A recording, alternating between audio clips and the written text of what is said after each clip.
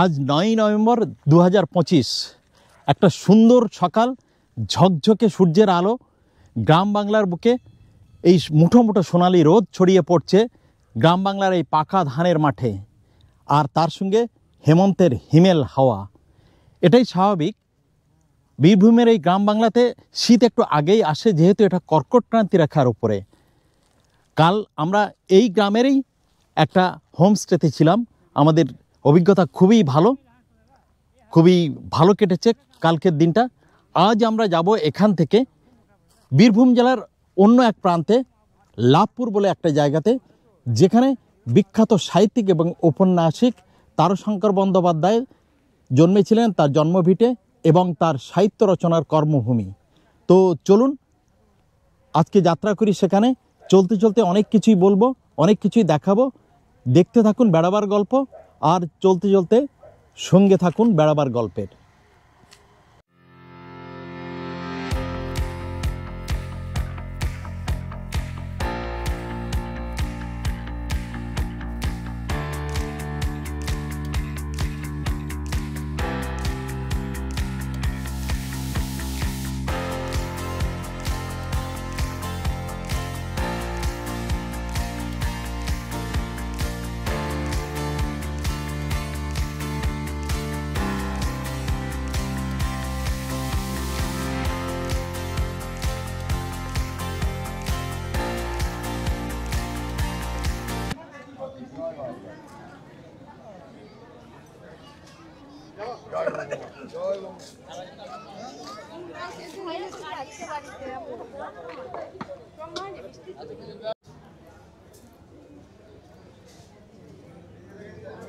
আর যাওয়ার পথে প্রথম চলে এলাম লাভপুরের ফুল্লরা মন্দিরে। মন্দির এক্ষুনি বন্ধ হয়ে যাবে, খুব অল্প সময়ের জন্য খোলা আছে। বাইরে থেকে একটু প্রণাম করে চলে যাব।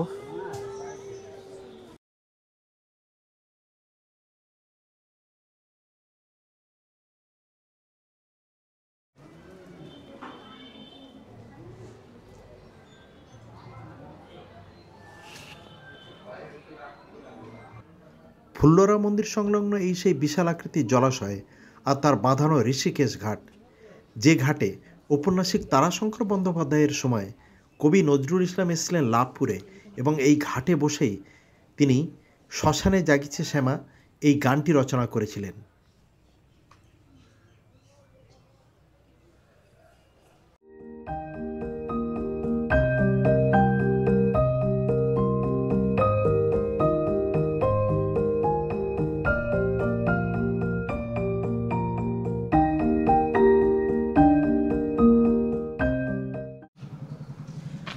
অবশেষে চলে এলাম সাহিত্যিক এবং ঔপন্যাসিক তারাশঙ্কর বন্দ্যোপাধ্যায়ের জন্মভিটেতে।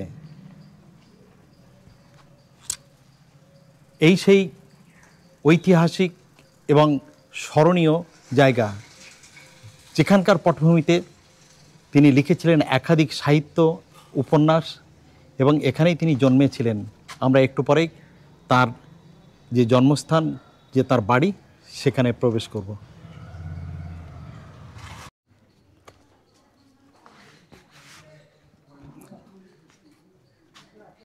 এটি শুধুমাত্র একজন সাহিত্যিক বা ঔপন্যাসিকের বাড়ি নয়, ব্রিটিশ রাজত্বের স্বাধীনতা সংগ্রামীদের আঁতুর ঘরও বটে।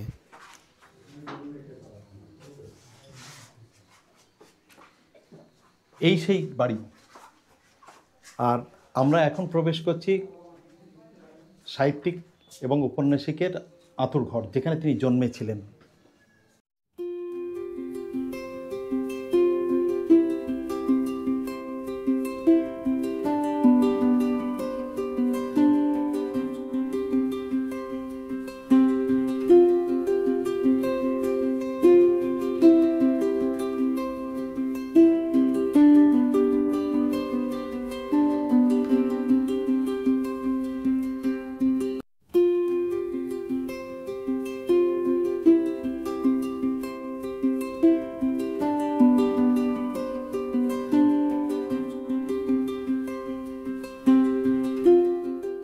আমার নাম বাসুদেব বন্দ্যোপাধ্যায়, আমি তারাশঙ্কর বন্দ্যোপাধ্যায়ের ভাইপো। এটা তারাশঙ্করের আঁতুর ঘর। 128 বছর আগে তারাশঙ্কর এখানে ভূমিষ্ঠ হয়েছেন, যেটাকে আপনারা বার্থ প্লেস বলেন। 250 বছরের মাটির বাড়ি, এক যুগ আগে এটাকে হেরিটেজের তকমা দিয়েছিল পূর্বতন সরকার।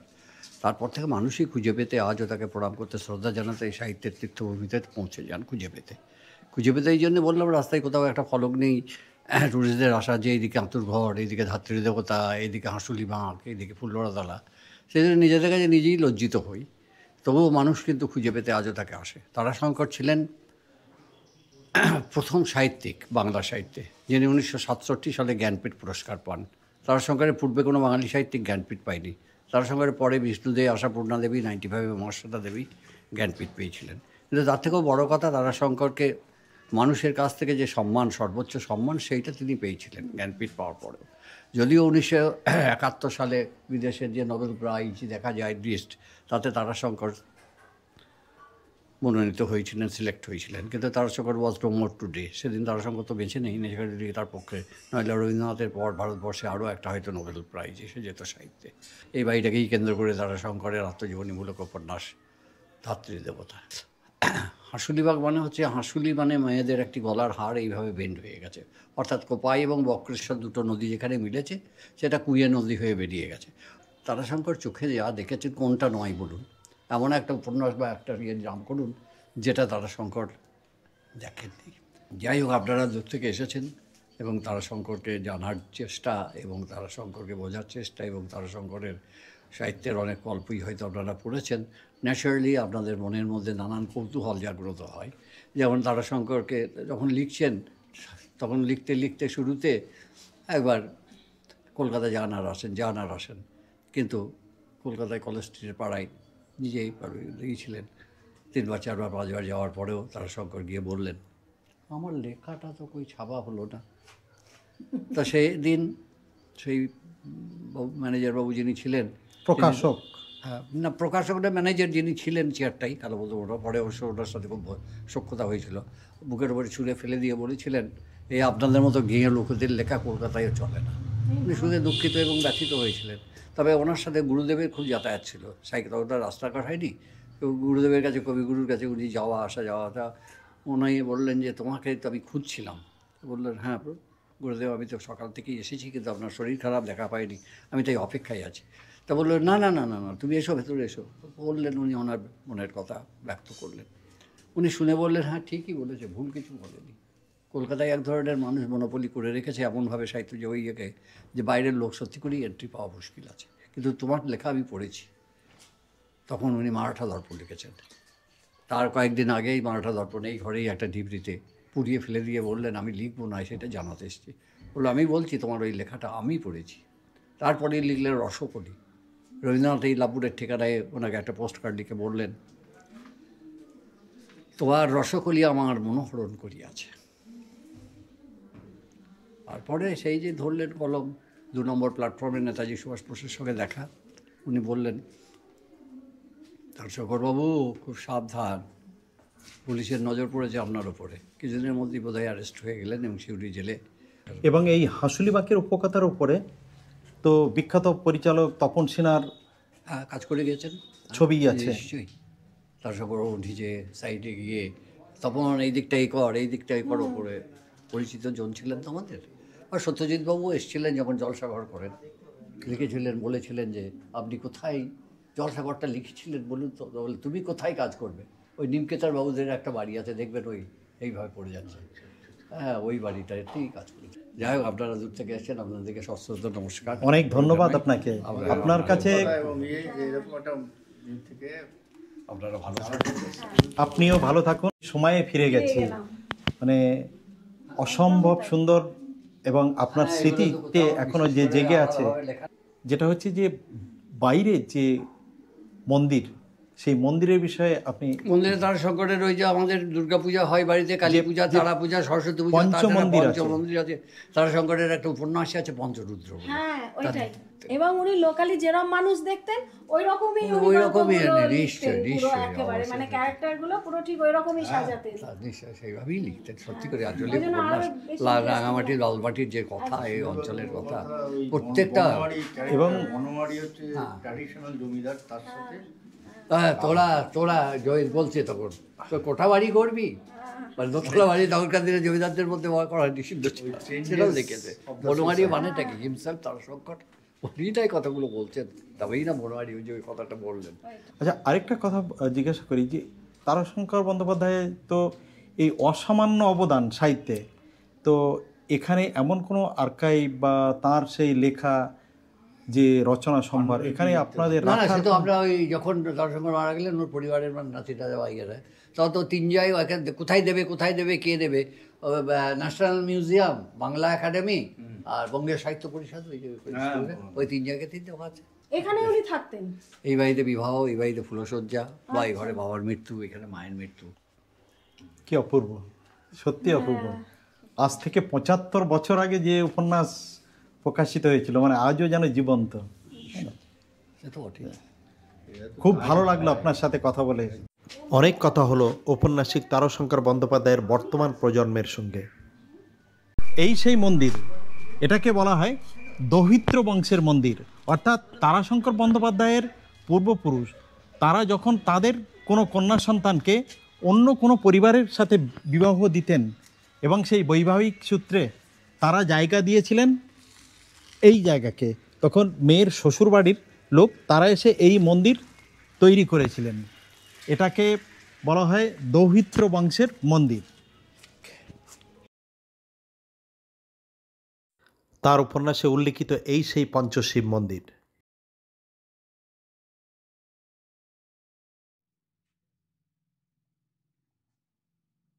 আতুরঘর আর জন্মভিটে দেখে আমরা চলে এলাম তারাশঙ্কর স্মৃতি বিজড়িত সংগ্রহশালা ধাত্রী দেবতায়।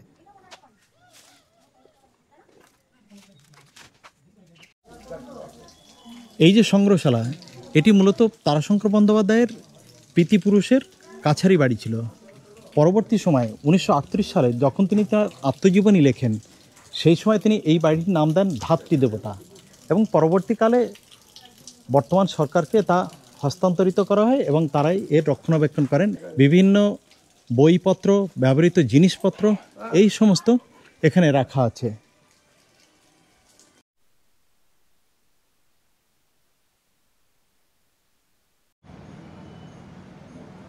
বেলা গড়িয়ে গেছে, দুপুরে এখনও খাওয়া হয়নি।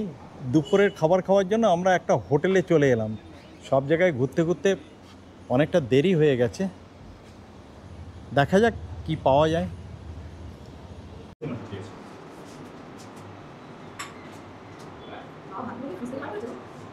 দুপুরে খাবার এক কথায় ভালোই ছিল। চটজলদি খাবার শেষ করে আমরা আমাদের গন্তব্যের উদ্দেশ্যে দ্রুত বেরিয়ে পড়লাম।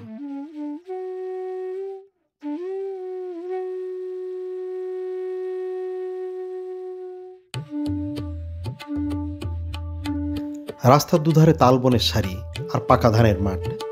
গ্রামের এই অপরূপ রূপ দেখতে দেখতে আমরা হাঁসুলি বাঁকের দিকে এগিয়ে চললাম।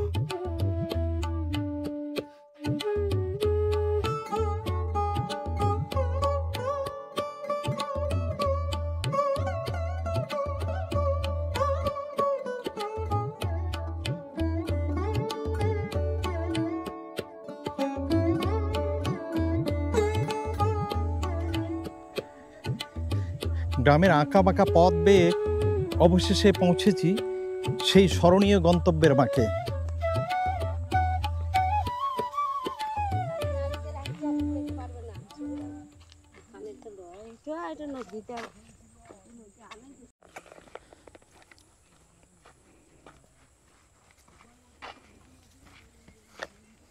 এই সেই নদী আর তার ছোট্ট বাঁক, যে নদীর দুপাশ জুড়ে কাশবন আর জংলা গাছের সারি।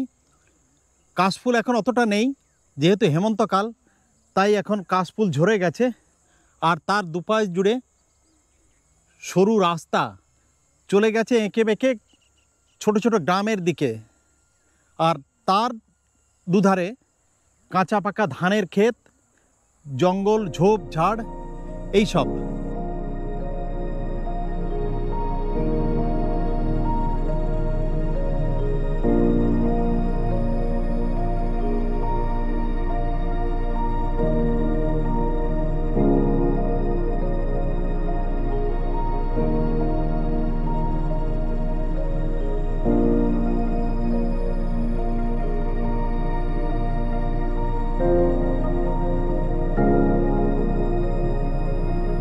এই অঞ্চল আর এই বাঁকের পটভূমিতে প্রখ্যাত সাহিত্যিক এবং ঔপন্যাসিক তারাশঙ্কর বন্দ্যোপাধ্যায় রচনা করেছিলেন তার বিখ্যাত আঞ্চলিক উপন্যাস হাঁসুলিবাঁকের উপকথা, যার বাস্তব পটভূমি এটাই। কোপাই এবং বক্রেশ্বর এখানে মিলে গেছে। কোপাই বীরভূম জেলার বিভিন্ন প্রান্তে দিয়ে এঁকে বেঁকে এসে ঠিক এই জায়গাটাতে বক্রেশ্বর নদীর সাথে মিলে গেছে, অর্থাৎ এটা একটা মোহনার মতো। আজ থেকে বহু বছর আগে এই অঞ্চলে কাহার নামক বিশেষ সম্প্রদায় বাস করতেন। তারা আদিম অধিবাসী এই অঞ্চলের। যে অধিবাসীদের মূল কাজ ছিল পালকি বাহক এবং বিভিন্ন কাজকর্মের সাথে তারা বর্তমানে যুক্ত, যে অধিবাসীরা আজও বর্তমান আছে এবং এখানে যারা দাঁড়িয়ে আছেন তাদের সেই সম্প্রদায়ের রমণীরা।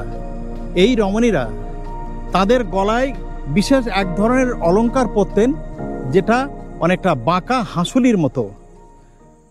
এবং এই অঞ্চলের পটভূমিকে সামনে রেখে ঔপন্যাসিক তারাশঙ্কর বন্দ্যোপাধ্যায় রচনা করেছিলেন তার বিখ্যাত উপন্যাস হাঁসুলিবাঁকের উপকথা। আপনারা কোথায় থাকেন? এখানে কাছাকাছি কাতপুর আপনাদের গ্রাম, এখানেই আপনারা থাকেন। আপনাদের সম্প্রদায়ের আর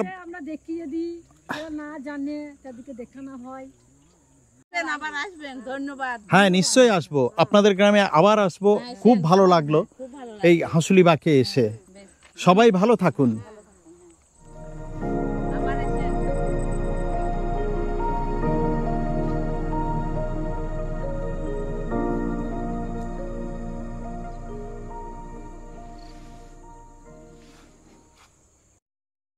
আজ এক স্মরণীয় বাস্তবকে নিজেদের চোখে দেখে গ্রাম বাংলার রূপ, প্রকৃতি আর সূর্যাস্ত দেখতে দেখতে ঘরে ফেরার পথ ধরলাম। ঔপন্যাসিক তারাশঙ্কর বন্দ্যোপাধ্যায় তার উপন্যাস অর্থাৎ হাঁসুলিবাঁকের উপকথাতে যে জোড়া শিব মন্দিরের কথা উল্লেখ করেছিলেন, সেই জোড়া শিব মন্দির আজও অক্ষত অবস্থায় দাঁড়িয়ে আছে। যদিও অক্ষত বলাটা ভুল হবে, উপরে চারিদিকে গাছ জমে গেছে, অনেকটাই ভেঙে চুরে গেছে। হাঁসুলিবাঁক থেকে মাত্র 1.5 কিলোমিটারের দূরত্বে এই মন্দির।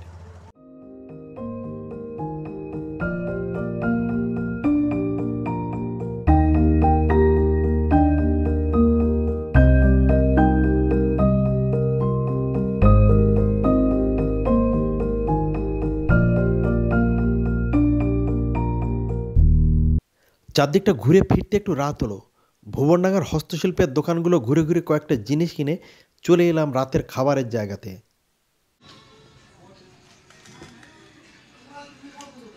শান্তিনিকেতনের সোনাঝুরির পাশে একটা ছোট্ট হোটেলে চলে এসেছি। খুব ঝকঝকে পরিষ্কার, আর যে অভিজ্ঞতা হচ্ছে একেবারে ধোঁয়া ওঠা ভাত, ডাল আর আলু ভাজা এসে গেছে। আর এরপরে কি আসছে? মাংস। হ্যাঁ, বৌদি আর মৌসুমি এদিকে, আমরা তিনজন এই দিকটাতে। আজ তবে এই পর্যন্ত। বেড়াবার গল্পের তরফ থেকে সবাইকে শুভরাত্রি।